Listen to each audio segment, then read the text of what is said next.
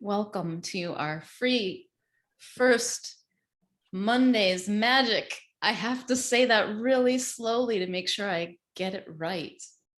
And it's okay if I don't. You know, in this exploration today, I really was thinking about how beautiful it is to begin with magic. To begin a month with magic. It's the first of the month as well as Monday, so beginning of the week. Yeah.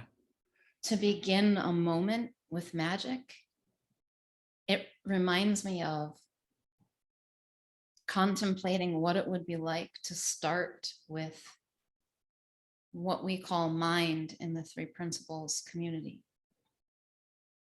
To begin a conversation there.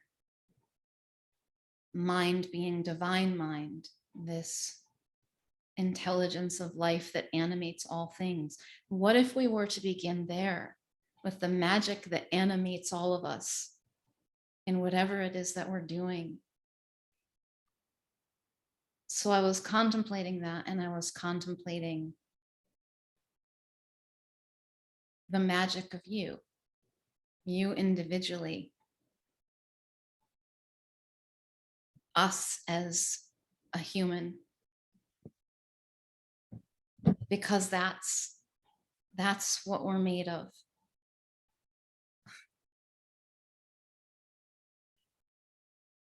And I know that I spend so much of my time and attention focused on what isn't that, what looks like it's wrong, what looks like it's a problem.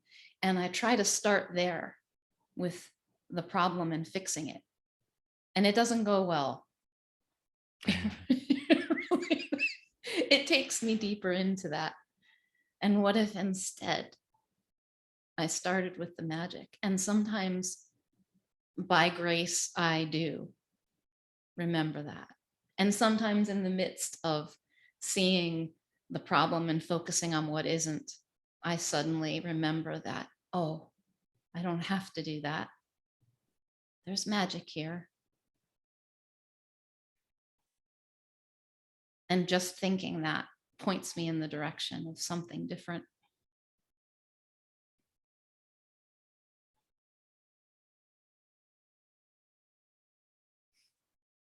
And it's so beautifully human and ordinary.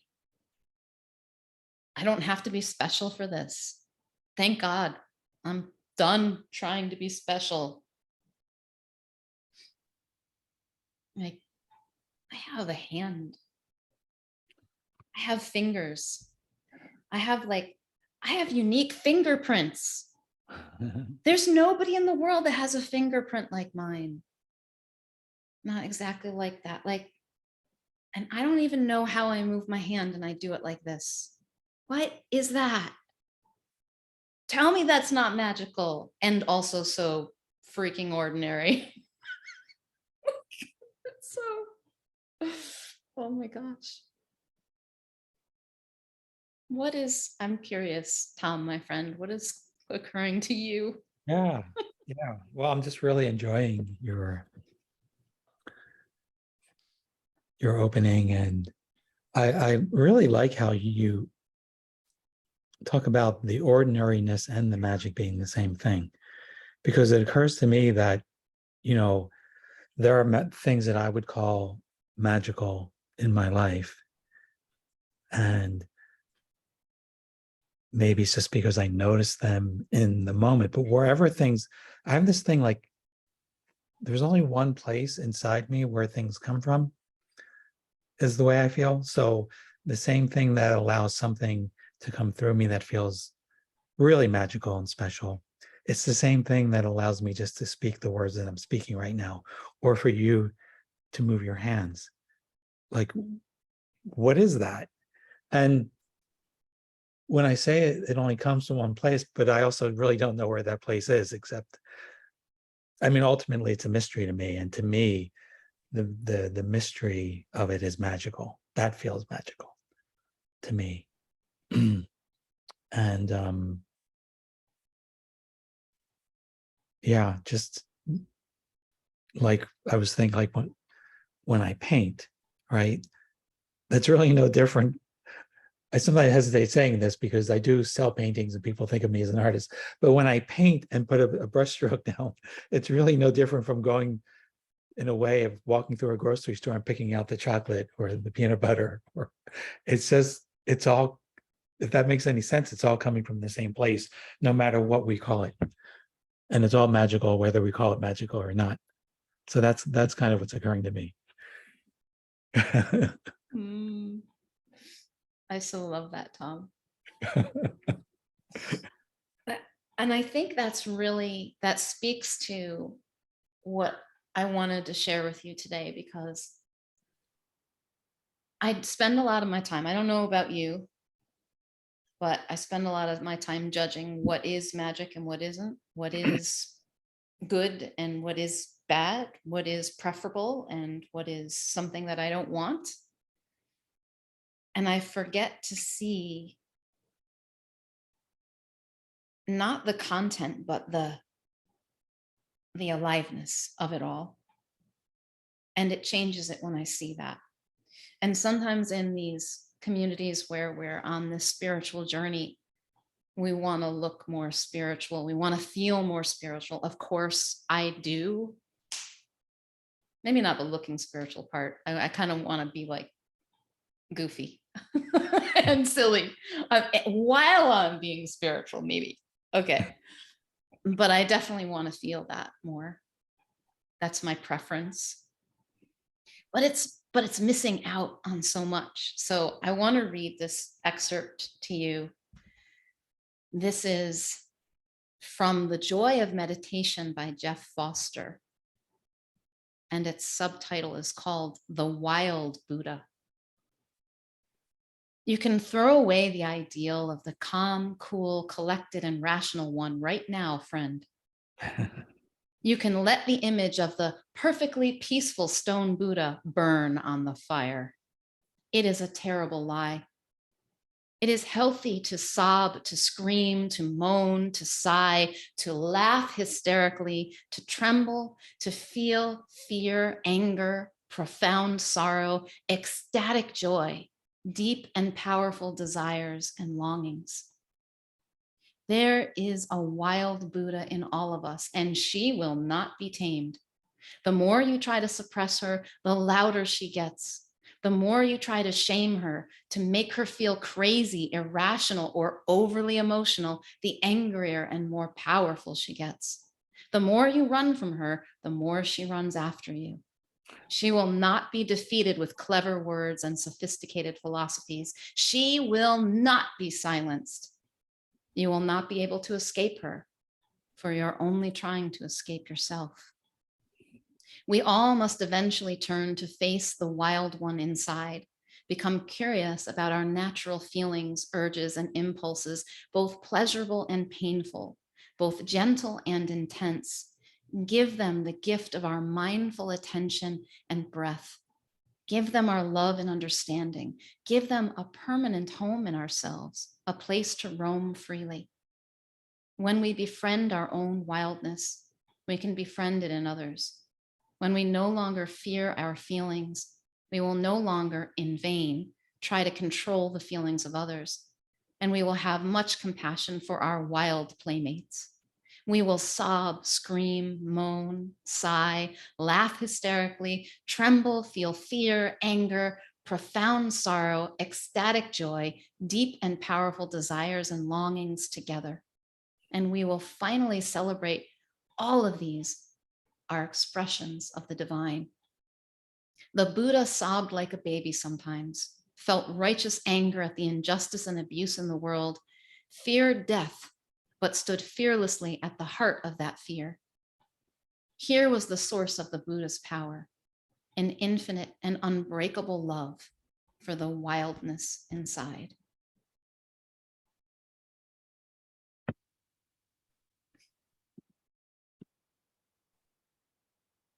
I think I'm going to cry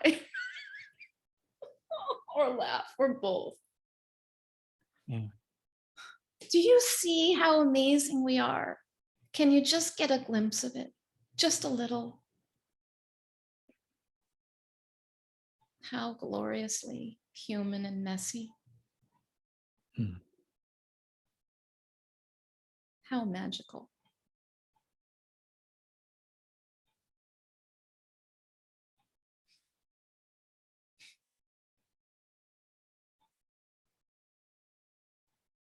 So I think it feels good now to open this up for you to share what may be occurring to you, ask a question.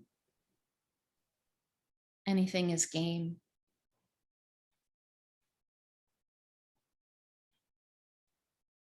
What are you noticing?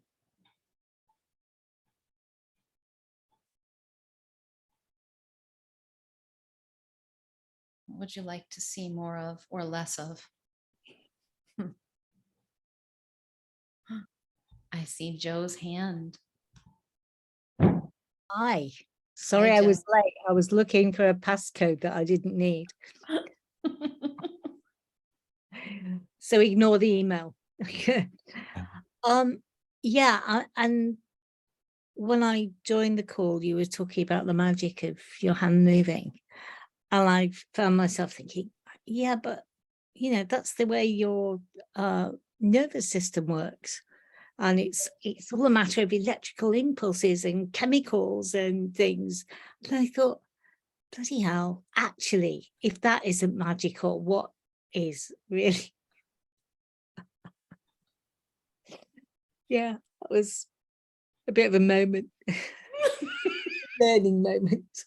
Isn't that funny? It's so easy for us to go to the mundane and Yeah. like, oh, but that's so like, yeah, we know, we understand that. Yeah. Dr. Joe can explain it to me much better than I can talk about it, right? Like this neurological stuff happening but like what, how did that happen? It's magic all the way down. And it works so well. I don't even have to think about it. It does itself. Magic all the way down. Yes.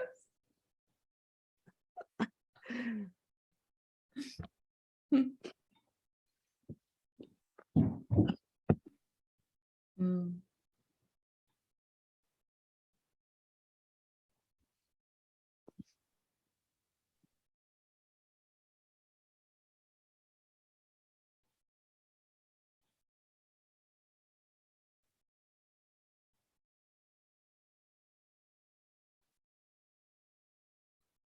Hi, Ian. Good evening. Did we talk about magic 2 months ago, or am I imagining that? No, we talked about it then. This is a magical Monday, so we That's may good. just keep going. That's helping to preserve some remnant of my sanity.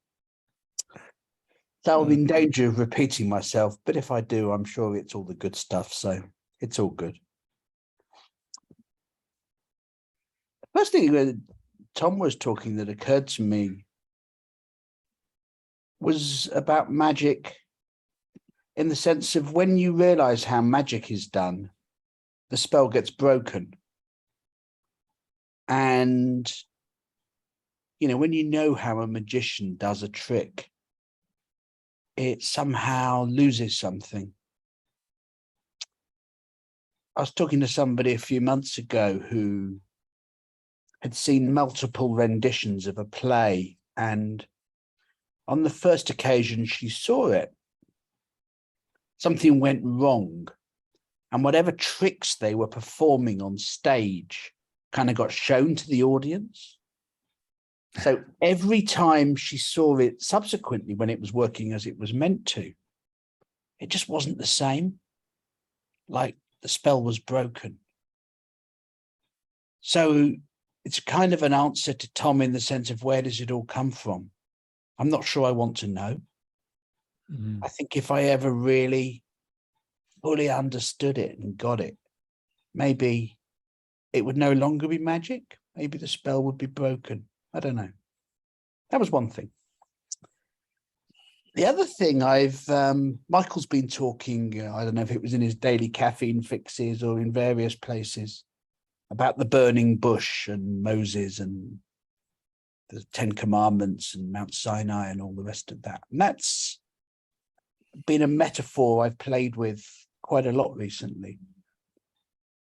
Really the notion that, this is back to the wild Buddha, that, you know, that wild, untamed female Buddha, it seems, inside all of us, is that burning bush, raw, unpredictable, sparks fly everywhere.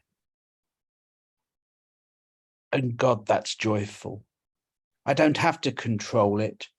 It has an infinite fuel supply. It never thinks, where is the next piece of wood to burn? Where is the oxygen I need to keep the fire going? Oh my God, is all the wood going to get extinguished? Will I burn people around me? It doesn't think or care about any of those things. It just is. It's a great example of just being, not doing, just is. And more, I do get to see myself as that burning bush, or at least in touch with it. And the other thing that links to that is we talk a lot about rivers and flows, how we flow from the formless to form. And more, people sometimes talk about being in the river or how you're going to cross the river and all sorts of metaphors. But I come to see we are the river. We're not in it, we are the river as that flows.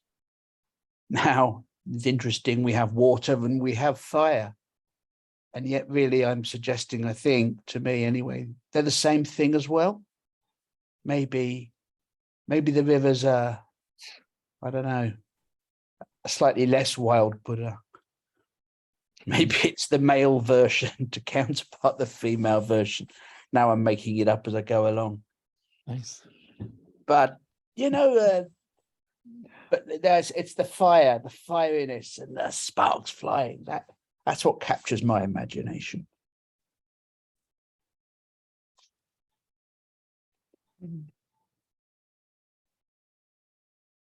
Yeah. I like being reminded of the divinity of that when the sparks are catching and burning things up around me, or they seem to be.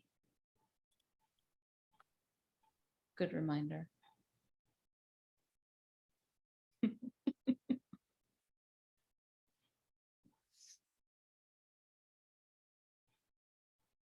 Annabelle, would love to hear from you.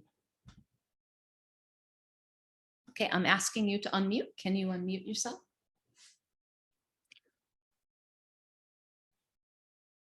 Oh, you're still not unmuted. I'm sorry.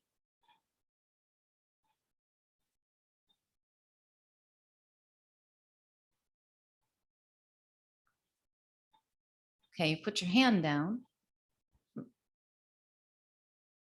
I can ask you to unmute for a sec, see if it comes up. There we go. There it is. There it is. Now I've got, why have I still got that on the screen? As yes, Ian probably might mention, might agree with me on this, that my techno savvy is almost non-existent. There you go. So Zooms are a sort of quite a challenge. Two things. One of them was you were talking about, you know, the hands and the miracle of being. And I think one of the things that for me is just so mind-blowing, and I don't want to know how it works, is the caterpillar, the chrysalis, and the butterfly. And that's like, you know, I mean, if ever you wanted an example of rebirth in a second chance and a second chance, you know, it seems as though it's all in there. But it's all magical, and it's all so natural, and it just happens without anybody, you know, having anything to do with it or making it happen or whatever. I'm sure even caterpillar doesn't sort of think, oh, I think I'll make myself into a pupa so I can become a liquid and then turn into a butterfly. You know, it just happens. But the other thing that Ian came up with, the fire and the water, I think for me, they're just different forms of energy, different forms of being, aliveness, and there's heaps more of them that we could touch into, you know, and all of it is magic. The whole darn thing, you know, the whole concept of energy working through people and the different forms in which it takes. I think it's just brilliant.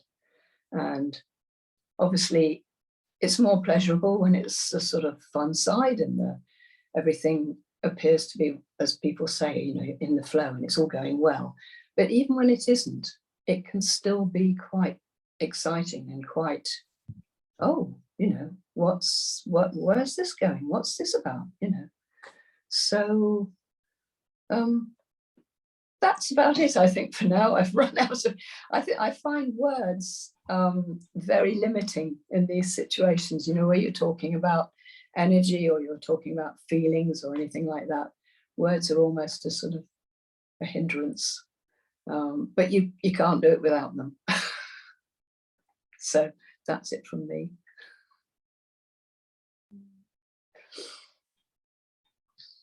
I think you did a beautiful job of expressing that, Annabelle, with words. Oh, thank you.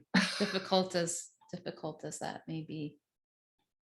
I've found recently that words have been sort of coming, like I'll know the words to describe something or to say something and put it across in my head. And when I come to do it, they go. And I feel like saying to people, you know, I'm really not illiterate. I'm really not, you know, babbling idiot. I just there.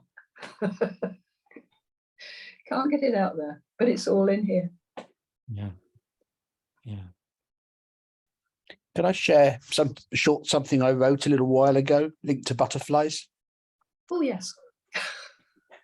When I did Emerging Voices with Michael, I think it was earlier this year, one of the tasks he gave us was to create a wisdom card on the theme of emergence. And I did a monarch butterfly. And this is what I wrote on the card.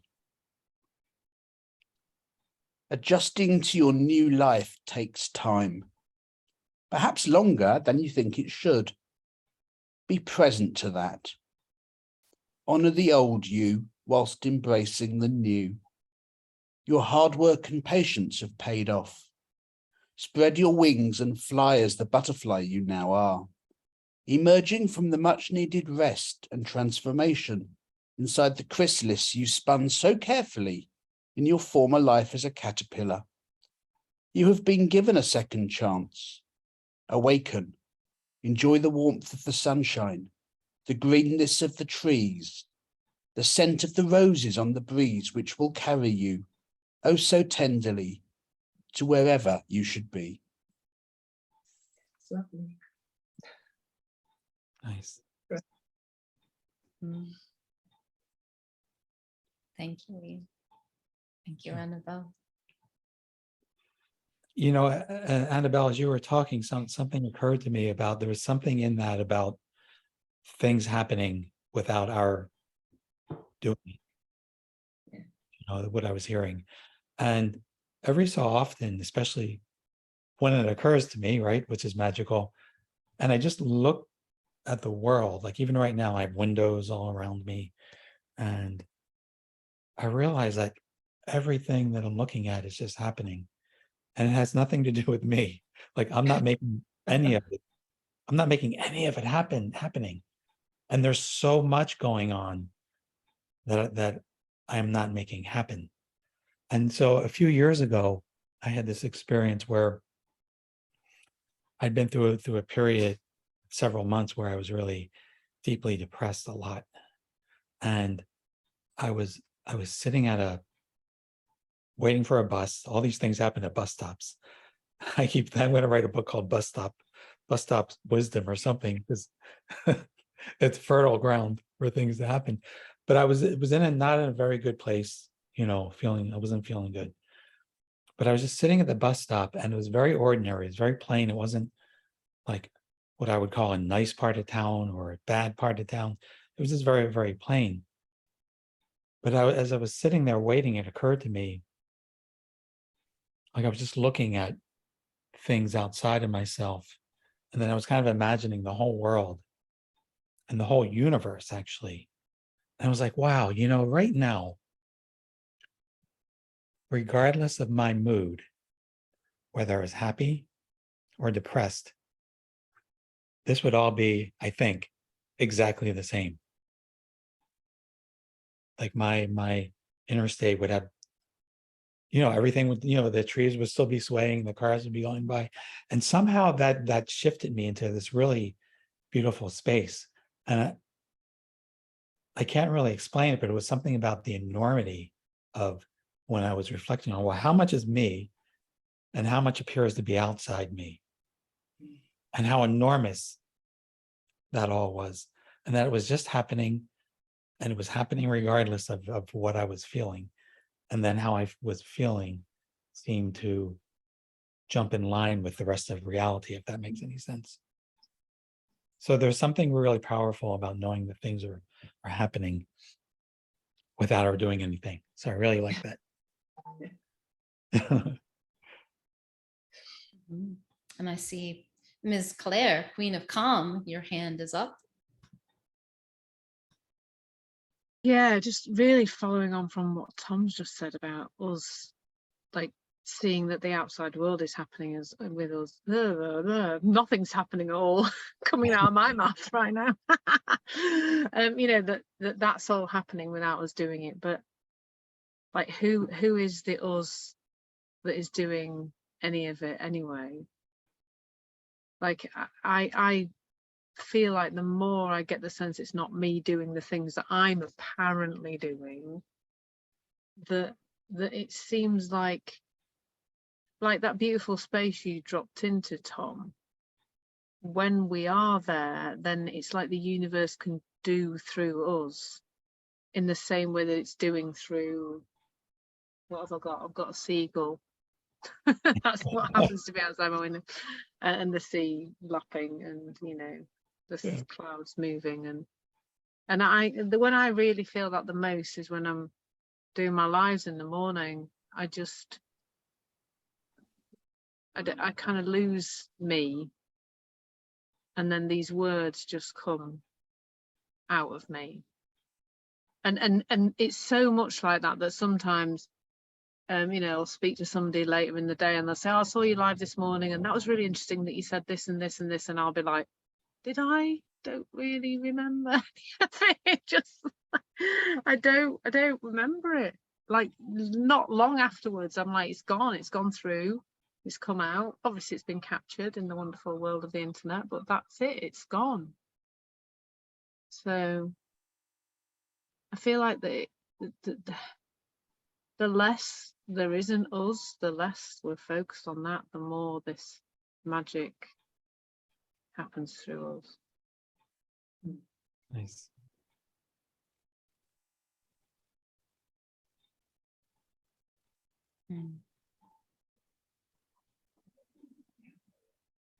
Yeah, when you get to be the plane, you don't have to be the pilot, you get to be the paintbrush in the hand of the divine. Yeah.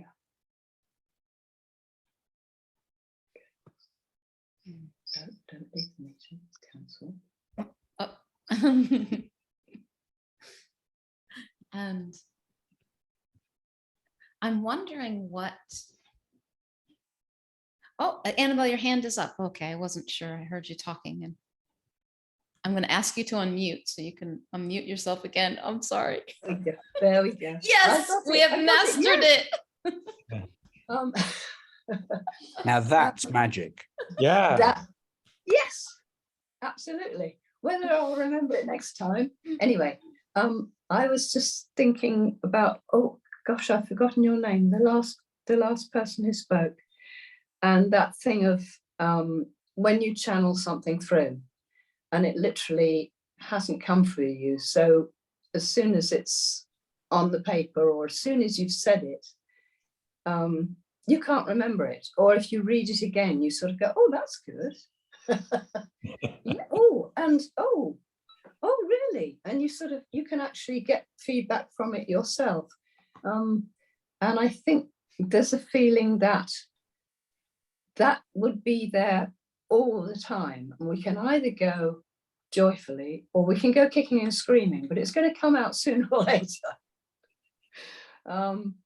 And those times when it's actually come through, I think it's so exciting, be it a painting,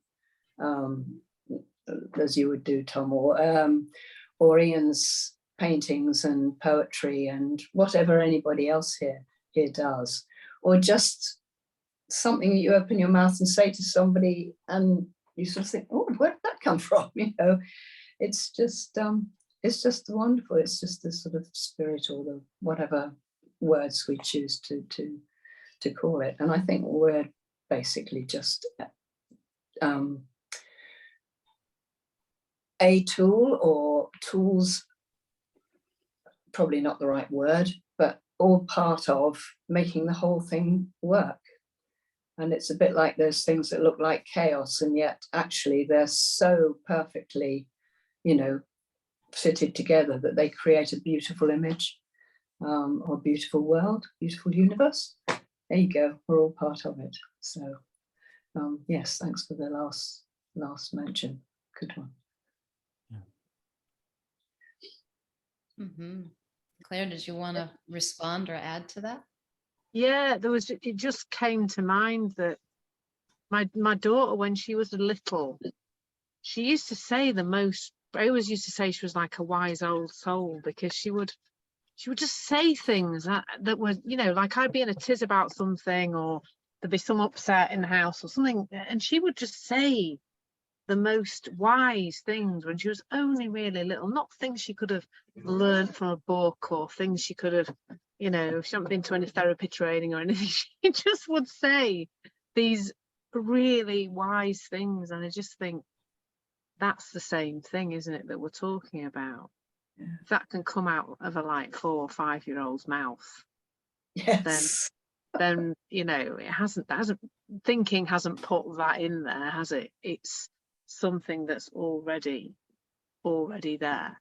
Yeah, and just as you were speaking, Annabelle, it reminded me of those times, and Sophie in particular would say these things that just made me go, oh, how could you know that?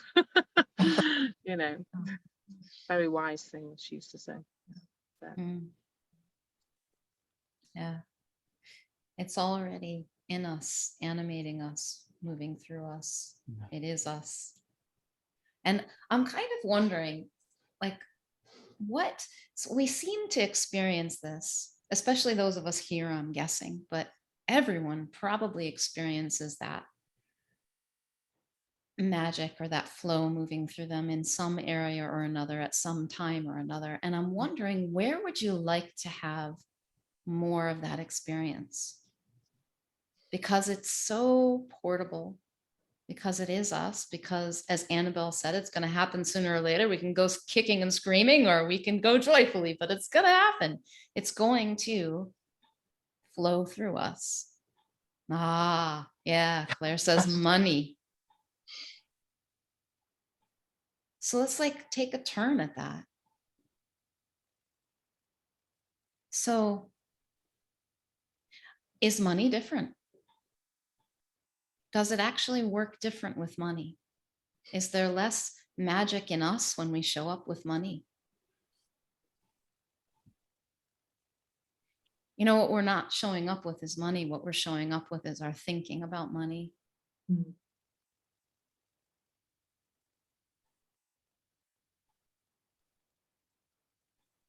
But what's magic about that? What's magic about how in a heartbeat I could whip myself into a frenzy of panic about bills I have to pay. And am I going to have enough money this month to pay them? And I could feel that emotionally. I could feel that in my body, and nothing has changed. So moving from the content of that to this mechanism of, oh my God, I can create this experience of this demon called money. And this idea that there's not enough of it like this. And just as quickly, you could think about your daughter and how much you love her. How amazing it was to spend time with her. The last time you just had a really good hug, and have a completely different experience.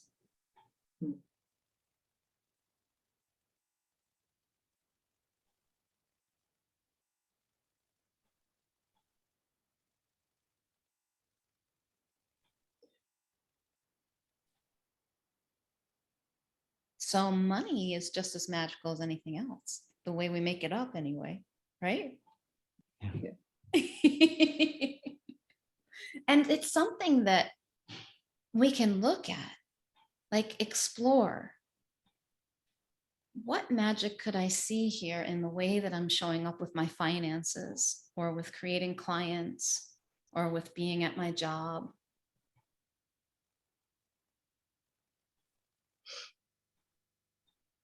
And we'll go another one, because Joe put in there relationships. Oh, relationships. Oh, what isn't magical about relationships? My partner shows me everything that I think isn't me. Everything that I don't want to be. Everything that, this sounds like I'm being very hard on him. I'm not actually at all. Like every time I think that my partner should show up differently than they are showing up, I suffer. And it points me directly to what I'm making up, what isn't. And I miss what is. I miss this beautiful person who's standing in front of me. Mm.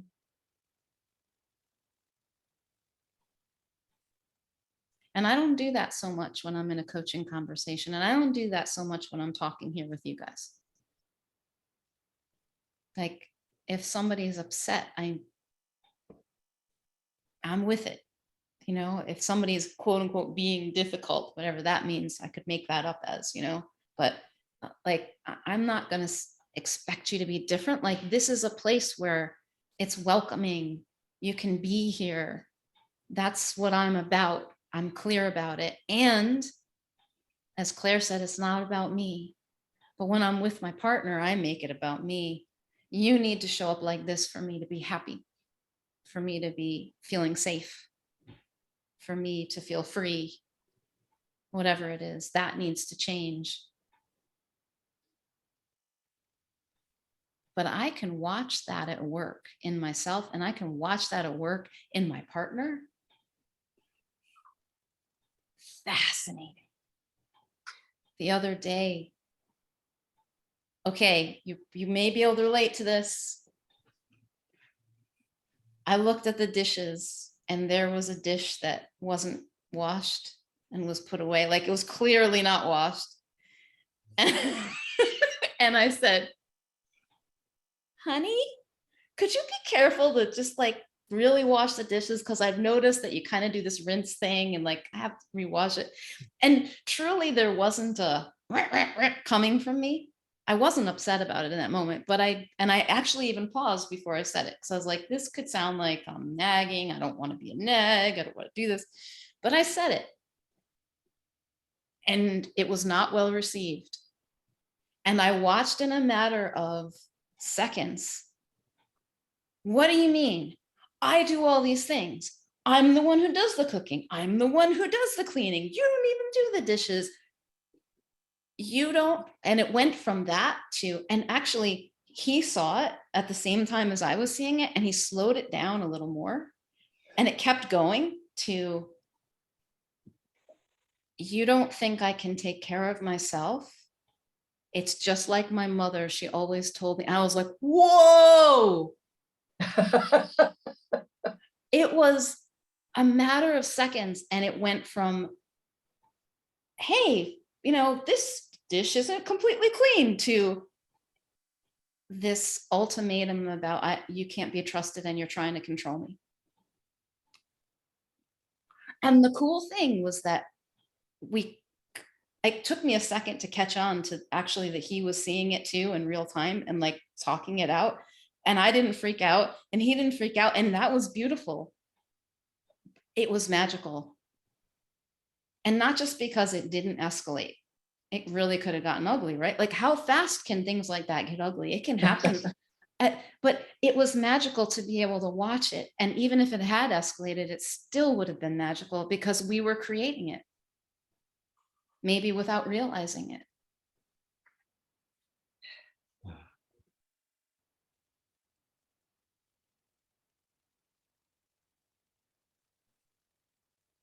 So have a go at it. Like, take that thing that looks like it isn't magic and find the magic in it and show up with it curious. I think it's a beautiful thing to do with a person.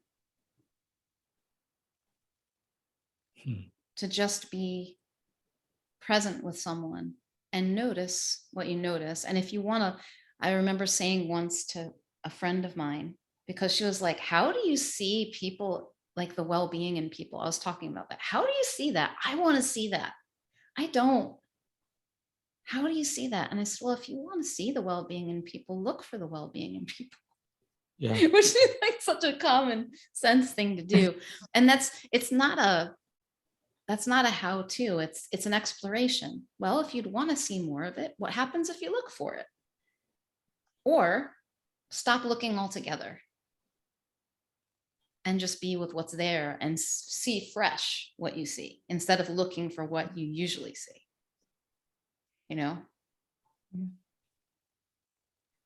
I see Joe's hand is up. Would you unmute yourself? I'd love to hear from you. Yeah, I was just looking at the chat and thinking, money, relationships, what about the combination of money and relationship? Then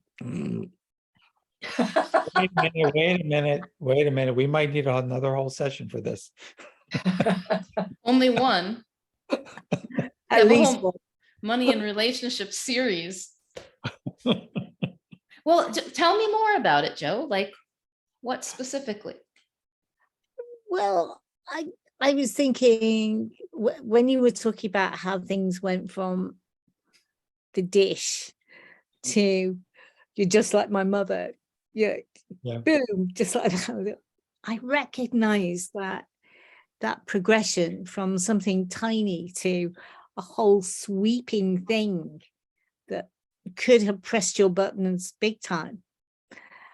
And actually, in my experience, talking about money in the relationship quite often goes in the same way. And when I think I'm saying something fairly mild and non-provocative, boom. Yeah. So, and I'm more towards the end of the spectrum of thinking of money as energy, and there's a bit of it that's kind of real-ish as far as anything's real, but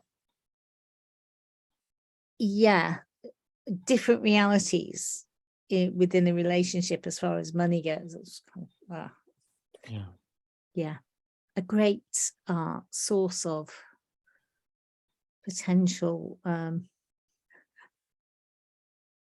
I don't know, disagreement, let's say. So what do you notice, if you're game for this, as you reflect on it? What do you notice happens in you, right? Because there's this you say something that looks pretty straightforward to you, and suddenly it's not received that way. And what do you notice about it? Oh, I notice making my husband wrong because he's got this attitude to money. It isn't my attitude. It's not, doesn't chime with my beliefs. And yeah. So he ought to be thinking about it the way I think about it. Yeah. Yeah. So now in that moment, you're not present with your husband anymore. You're present with this wrongness. You should see it this way. And how does that feel? I'm pretty uncomfortable, actually. Yeah. Yeah. And so it makes perfect sense that it would just turn into a thing. Yeah. A huge thing. What if there was no wrongness in your husband's way of seeing it, and you couldn't think that? That would be amazing, wouldn't it? But actually, I like what you said about seeing it happen as it was happening. So it was almost, it was going in slow motion. You're thinking, I see. And then when it went boom, you were kind of ready for it because, yeah. And you didn't get caught up in it. And maybe that's the answer, is actually noticing it as it's happening, almost refusing to make the other person wrong. Or at least catching yourself when you do. Like, Yeah. because you feel that all of a sudden you're feeling really uncomfortable. Like, ooh. Yeah. That's interesting. I saw, I'm going to call on you, Annabelle, but I saw Ian unmute for a second. And I just wanted to check in with you. Was there something that you wanted to say, or shall we? Yeah, I can come in now or after Annabelle. I'm happy either way. What I was the point of it's all linked to this same theme, and in various places we've been reflecting a lot recently on, you know, the world where there's no right or wrong, no good or bad. And again, it was something that hit me very hard in Emerging Voices. When we did an exercise and Michael got the whole room to score the exercise, and then Bugger put the scores up on the board for everybody to see. And, you know, when you come not top, not in the middle, but in the bottom third, let's say, you know, to not feel like I'm judging myself, that there's no good or bad, was an interesting one.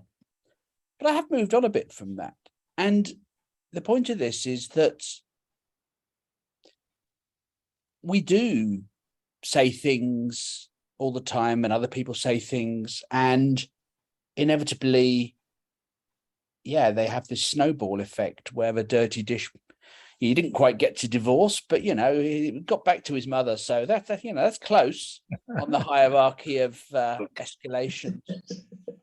But, you know, I wonder to what extent we're even able to be that kind to ourselves, you know, to actually really accept, it's back to where you started, Steph, you know, that we are just who we are. We are the good, the bad, and the ugly, as I sometimes put it, warts and all. You know, we are these unique expressions of things, and the extent to which we can accept there isn't a right or wrong version of Ian or of any of us, and that there isn't judgment, really, a world of judgment doesn't help. If we don't really embrace that for ourselves, and my God, that's not an easy thing to do, to then not expect to see that in others, to see us projecting that out into others, and be surprised when people take our innocent comments as something other than that, maybe is not so surprising at all. So that's kind of what I was going to tease out a little bit. But yeah, be kinder to ourselves, be kinder to others. It's a work in progress. Mm-hmm. I love that, Ian. And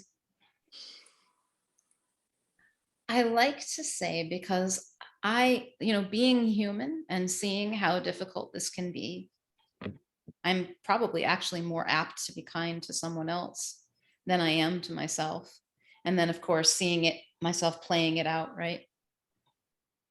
I also see it's not necessarily easy for me to find that, not when I'm in the midst of stormy weather, thinking wise, but it is simple. And it is right here, because I have dropped out of it. It's like, as soon as I stop thinking about myself, I am kind to myself. It's like, I just am not, it's not about me anymore. When it's not about me, whether it's my partner that my attention is focused on, or money that my attention is focused on. If I'm thinking about me and money, it's ugly. Me and my partner, like, it's got to be a certain way and it isn't the way I want it, it's ugly. But as soon as I stop thinking about it, it's just this. It's just what's here. I'm not in it anymore. Mm. And it's much, it's like I'm not in that thinking, and kindness is just what happens. Yeah, put another way, at that point, I guess you can drop your ego. Yeah. And it isn't about you. You're much more in touch with the true nature of things, the true nature of yourself, of all that is. And it isn't about me and my opinions and this is how it should be, cause has to be that way. Dishes must be done this way. To which a better response would be clean the bloody dishes yourself. But and that actually is like, I remember reading something in Byron Katie's book, Loving What Is, about picking up the socks. That her children would never pick up the socks off the floor, and it used to drive her nuts. And then she saw, oh, I'm the one who wants, it's important to me to pick the socks up. I should pick the socks up, not my children. And so she started doing it. And after some time of seeing her do this, her kids started picking up the socks. They said, Mom, you're so happy when the socks are picked up. We want to do that. Like, it changes things when we show up that way. That is magical too. I don't understand how this goes. The mystery is beyond me, but it is. And Annabelle, I think we have time to hear from you before we end our time together today. Well, it was sort of fairly similar, or along the lines that Ian was talking about, and that thing of the energy that comes across if there's any ego in there, which is, preconceived ideas, or what you believe, or what your thinking has told you. It must be like this, must be like that. The other person's going to automatically pick that up, and therefore they're already sort of defensive, or they're already thinking, oh, whoa, there's something in this. No matter how innocent the comment seems to us, if there's a thought behind it, that goes across with it, as an energy form, as a frequency, as a resonance that they then pick up, and it puts them on edge. I've sort of have done quite a bit of sort of energy work in the past with people and things, and that seems to be, if you can, when you're coming just, ego, that's not in it, everything's wonderful. But what I really want to know is, do you think if you carried on with your husband, because it sounded like you were both going along parallel and sort of going, oh, hang on, oh, and getting, closer to yourselves, would you have both burst out laughing? I think I did. I mean, it wasn't like bursting out, but I was like, oh my God, I did. And I was like, is he in this with me? Like, is he, like, I'm going to be laughing. I'm not laughing at him. I'm not laughing at, but I was like, this is amazing. Look at this, because it was like going. And I think, to your point, Annabelle, because I paused before I said it, there was an energy of thought with that when I said it, even though I wasn't really feeling fired up, there was something in it. It was there, because otherwise I probably would have just said it and it wouldn't have been a big deal. I wouldn't have gone, should I say this? Because it feels like it might, I made something up, right? I'm making it up right there. I didn't catch that. I wasn't wise to that one. But after I said it, and I was like, And I did like I met what was happening in him very quickly. Like, Yeah. oh, I am so grateful for the things that you do. I am so grateful for this. Like, really, yes, you do. You're right. You know, like you do. Yeah.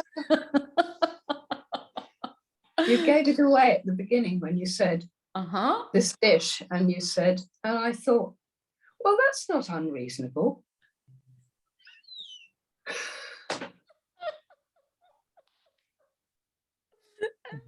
And it's so funny.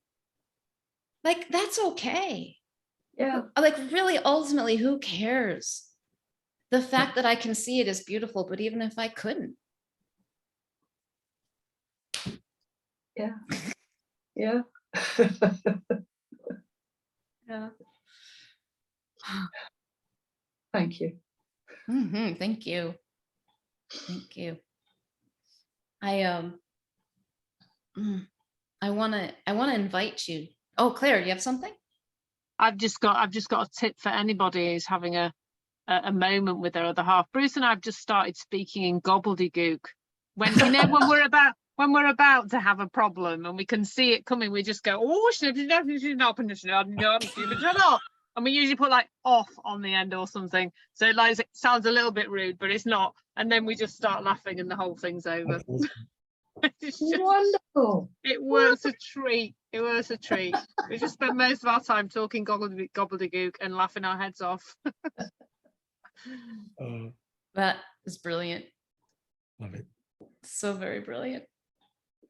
Yeah. I want to, I just announced today that the Play Circle membership is going away after this month. This is the last month that we will be having the Play Circle. Although Tom and I are going to continue some other fun adventures after I get back from my time away in September. So something will come back.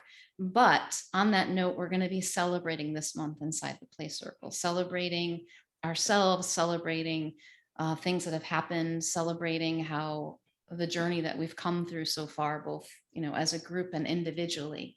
And you're invited to come. If you're not already a Play Circle member, there's a one-time fee just for this month if you want to check it out. And I've put that, it's playcircle.me is the shortcut to get there, but you can go there as well. And we will do lots more of this and lots of creative play in our circle this month, along with the celebration. Do you have anything you want to take us home with, Tom? We've got, you get like a good 30 seconds. Yeah. I'm just kidding. This was really great. And to me, one of the things that often comes up on kind of the downside of life is often about, there's something wrong with me, something bad's going to happen in the future, right? That's so much of my own stress.